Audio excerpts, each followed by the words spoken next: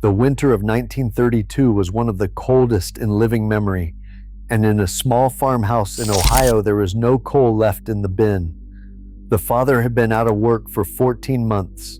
The children went to bed that night in a house with no fire, and in the morning, all of them woke up warm. They knew something we have forgotten. By the time this is over, you will know it too.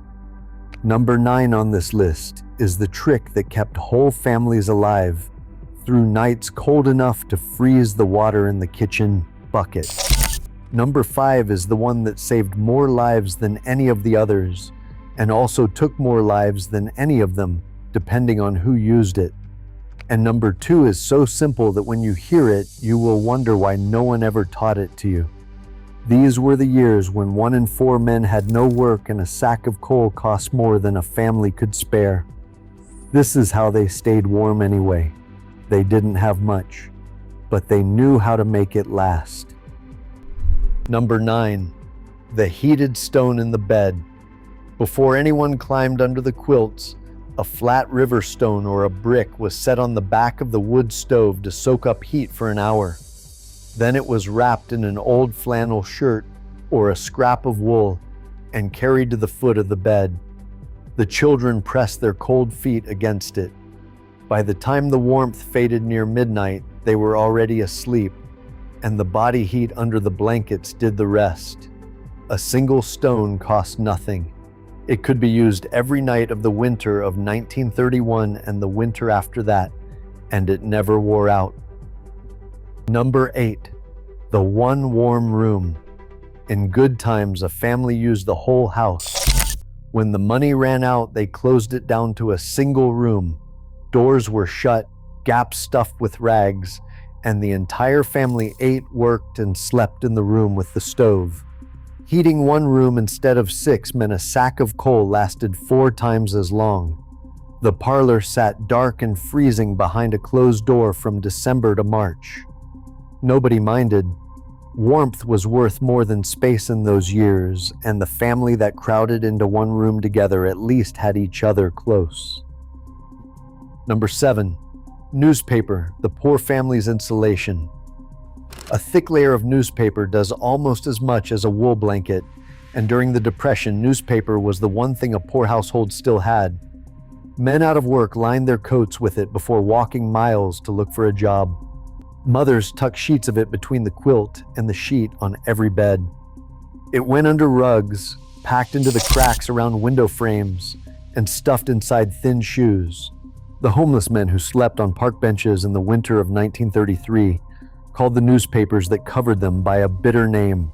They called them Hoover blankets, after the president they blamed for the hard times. Here is what those years actually looked like. When the stock market collapsed in the autumn of 1929, it did not just take people's savings. Within 3 years, nearly 1 working man in 4 had no job at all, and no unemployment check was coming, because there was no such thing yet. A family could lose the income, then the coal, then the house, in a single winter. People did not stay warm in the 1930s because they were tougher than us. They stayed warm because they had no choice but to learn, and because the ones who did not learn did not always make it to spring. That is the part the old photographs leave out. Now, before you hear the rest, answer this for yourself. If the power went out tonight and stayed out for a week in the dead of winter, could you keep your family warm without it? Write yes or no in the comments right now before you see how they did it. Then keep watching, because some of what they did would still work in your house today, and some of it would kill you. Number 6, sleeping the whole family together. Beds were shared without a second thought.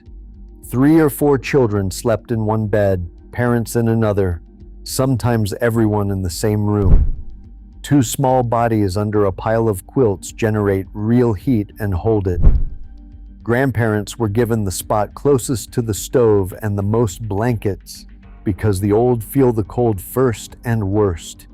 There was no privacy in a Depression winter.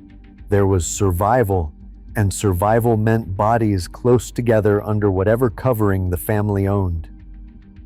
Number 5, the stove that was the heart of the house and its quiet danger. The cast iron cook stove did everything. It cooked the beans, it heated the flat irons, it warmed the stones for the beds, and it threw heat into the one room the family lived in. Families banked the fire at night, packing it with ash so a few coals still glowed at dawn, and the morning fire could be started from them.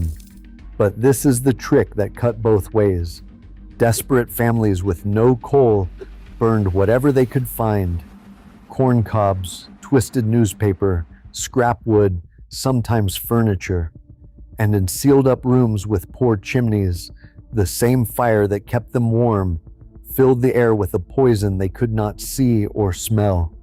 Every winter of the Depression, the newspapers carried the same small notices.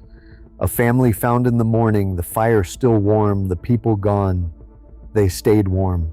It was not always safe. That is the honest truth underneath the nostalgia. Number 4, rag rugs and quilts made from nothing. Nothing in a Depression house was thrown away, and the worn-out clothes came back as warmth.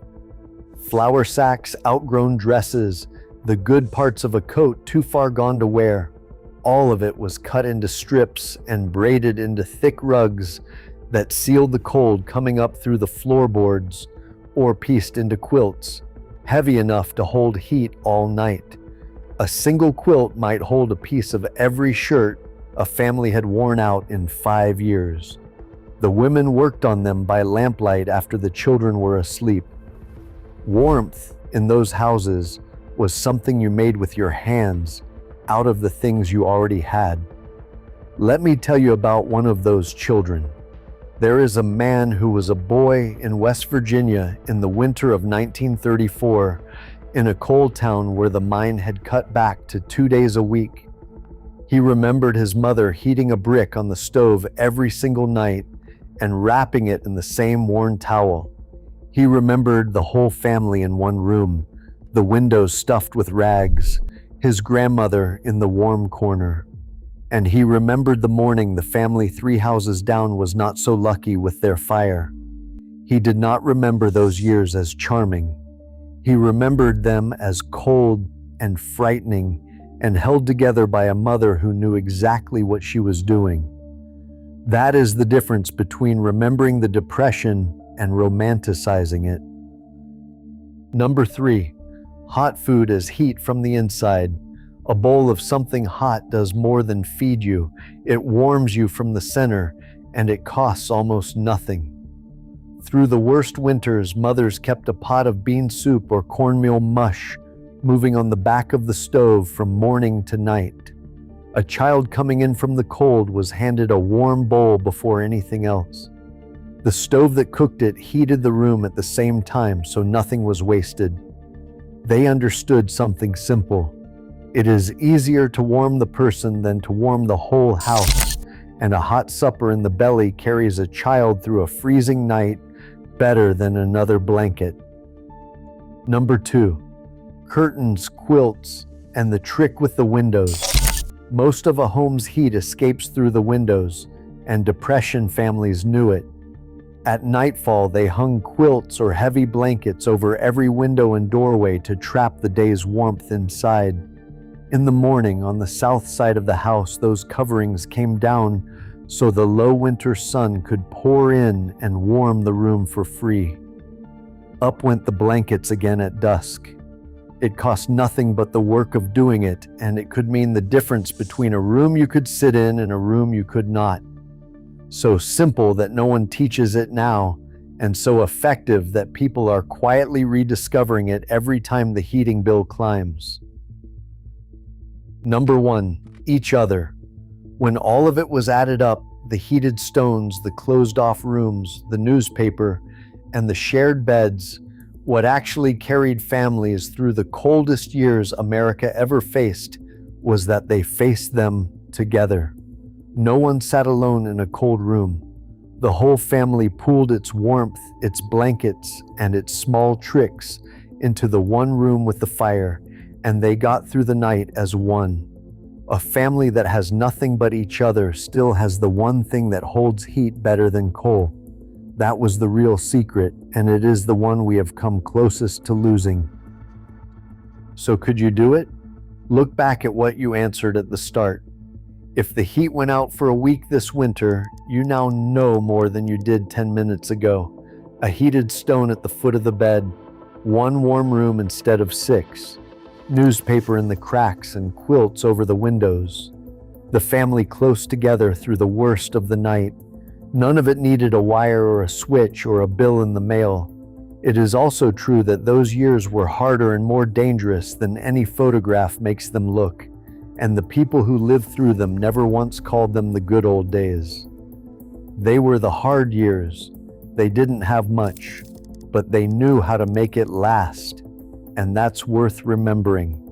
If your parents or grandparents lived through the Depression, tell me in the comments what they did to stay warm.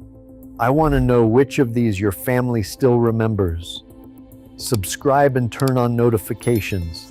Every week we go back inside the hardest years America ever faced and the forgotten skills the people who survived them knew.